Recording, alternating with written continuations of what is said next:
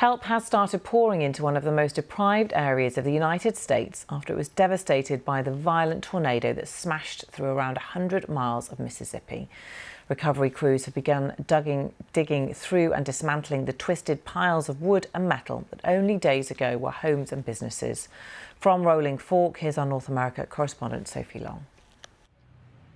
From the air, you can see the direct path of destruction cut by the tornado. People who survived it say it was as big as the town itself and turned the whole sky black. Some trees have been stripped of their branches and uprooted. Others are totally untouched. As you drive into Rolling Fork, you can see the extent to which this community has been devastated. Salvage what I can. As survivors sift through what remains of their homes in the hope of salvaging something, they're still coming to terms with what's happened here. I'm seeing little kids, hurting, seeing little kids.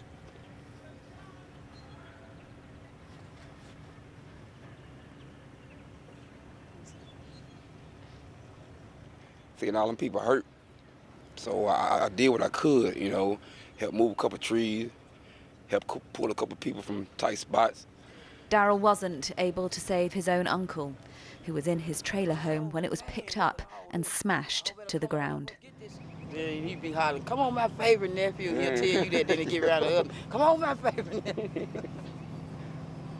He gonna be missed. He gonna be missed by all the Rolling Fork cause everybody know him. Everybody know him, and even though he got on their nerves, they loved him.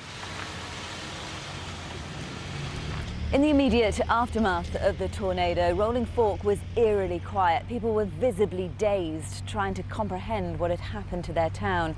Now there is activity everywhere, with people just starting to try to clear some of the debris, get trees off cables so they can hopefully restore some power. This is the very beginning of the recovery operation, but as you can see, the task is enormous. This was the most deadly tornado to hit Mississippi in half a century. President Biden has promised to provide the support they need to rebuild, but there are fears there could be more ahead. We see extreme weather events only increasing in gravity, in severity, and in frequency. And we have to build our communities to be best prepared for them, to prevent the devastation to the extent possible, to be able to quickly respond and recover, to prove ourselves resilient. The thunderstorm that followed was a prescient reminder of that. It will be a long road to recovery for Rolling Fork. Sophie Long, BBC News, Mississippi.